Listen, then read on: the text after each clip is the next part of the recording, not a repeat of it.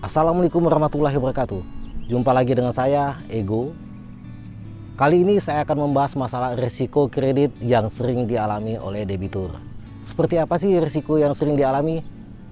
Kalian ingat-ingat, biasanya kalau kalian masih untung, kalian masih ada duit, kreditnya lancar, pasti bagi-bagi antara kalian sama pihak bank. Itu namanya kalian membayar bunga bank ya. Apakah 9%, atau 10%, atau 20%, atau 30%. Itu kan tergantung bank masing-masing. Bagaimana kalau rugi? Nah, kalau rugi itu pasti kalian yang menanggung resiko. Buntung ya kalian sendirilah yang menanggung resiko. Kau tidak mau tahu. Jadi apa yang harus dilakukan? Bank bukannya tidak mau tahu, tetapi bagaimana kredit kalian itu masih bisa menghasilkan, yaitu pendapatan bunga oleh bank.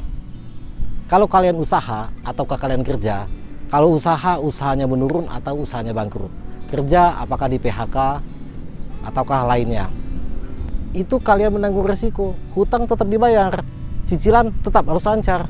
Bang nggak mau tahu. Jadi kalian minta restruktur. Kalau pihak bank tahu kalian sedang ada kendala, ujung-ujungnya bakal macet, pasti kalian diminta untuk melunasi atau take over ke bank lain. Resiko biar bank lain yang ambil, seperti itulah. Tapi itu nggak ada di Indonesia, itu nggak ada, adanya di luar lah. Di sini baik-baik kok, bank di Indonesia ini baik. Jadi untuk menyikapinya bagaimana? Yang perlu kalian ketahui, namanya perjanjian kredit itu pasti semuanya sudah tertuang. Kalau kalian menunggaknya bagaimana, apa yang harus dilakukan, terus bunganya berapa, kalau pelunasan dipercepat penaltinya berapa, semuanya sudah ada dalam perjanjian kredit. Jadi kalau kalian bilang bank itu semena-mena, bank tidak mau tahu, bukan semena-mena, semuanya ada dalam perjanjian. Kalaupun kalian mau negosiasi dengan pihak bank itu, negosiasinya alangkah bagusnya secara tertulis. Bisa saja negosiasi tanpa tertulis, kalian ngomong, tapi untuk keputusan wajib kalian minta secara tertulis. Jangan sampai di saat kalian membayar, tiba-tiba apa yang kalian kesepakati itu semuanya melenceng. Masalahnya kalian punya bukti atau tidak? Buktinya itu tertulis ya. Jadi kalaupun nanti masuk ke pengadilan, kalian kecil kemungkinan untuk menang. Bank masih memiliki bukti-bukti otentik. Apakah perjanjian kreditnya itu secara notaril atau tidak? Setidak-tidaknya bank sudah memegang perjanjian antara pihak bank dan debitur. Jadi langkahnya itu ingat ya yang tadi ya, kalian minta persetujuan secara tertulis untuk bukti kalian. Yang kedua, kalian bisa minta namanya restruktur. Apakah itu namanya di hold ataukah itu diperkecil cicilannya? Komposisinya itu tergantung pihak bank.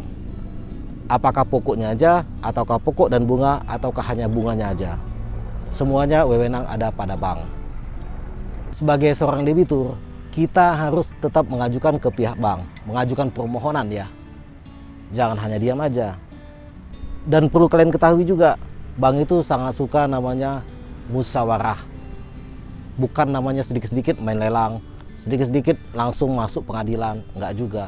Walaupun di omongan pihak bank itu akan dilelang, rumah ini mau dilelang nih, siap kosongkan, kita nggak mau tahu. Kalau ibu tidak mau mengosongkan, kita kosongkan secara paksa. Kalau ibu tidak mau bayar, kita akan lelang. Jangan lupa kalau mengosongkan itu perintah dari pengadilan. Kalau mau dilelang itu melalui tahapan SP1, SP2, SP3. Itu kan hanya di mulut pihak bank aja, petugas. Bagaimana petugas itu pinter-pinter ngomong supaya Anda itu bisa bayar? Nggak ada yang lain. Tapi apapun ceritanya, bank itu sangat suka namanya musyawarah. Ingat ya, nanti ada juga omongan-omongan yang lain. Wah, bank itu gak mau tahu, main lelang, main sikat. Enggak juga itu. Itu bukan bank namanya itu. Itu perusahaan properti. Jadi namanya jaminan itu adalah second way out. Kalau tidak ada jalan lain, baru namanya lelang. Itu ya. Jadi jangan salah kaprah juga, sedikit-sedikit lelang, baru 2 bulan lelang, enggak juga. 3 bulan langsung lelang, enggak juga. Jadi kembali lagi seperti tadi, Kalau kalian masih lancar, nggak ada masalah. Usaha kalian bagus, bagi-bagi hasil, nggak ada masalah. Kalian lagi rugi, kalian buntung, ya kalian sendirilah ngambil resiko. Tapi itu kan nggak bagus. Kejam, ya seperti itu, mau diapain lagi. Tapi apapun ceritanya, tetap lagi ya, musyawarah.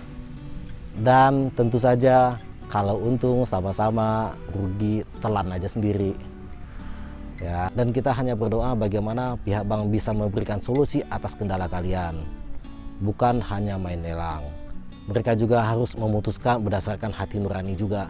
Kita sebagai pekerja, namanya manusia, punya hati, punya pikiran. Mungkin pada saat ini kalian tidak ada masalah. Tapi ingat, suatu saat kalian punya masalah. Jadi bertindaklah adil dan bijaksana untuk debitur semuanya. Mungkin itu saja dari saya. Jangan lupa video saya ini di-subscribe dan dikasih like juga ya. Kalau ada yang mau bertanya, silakan tulis di kolom komentar. Insya Allah nanti saya akan jawab. Assalamualaikum warahmatullahi wabarakatuh.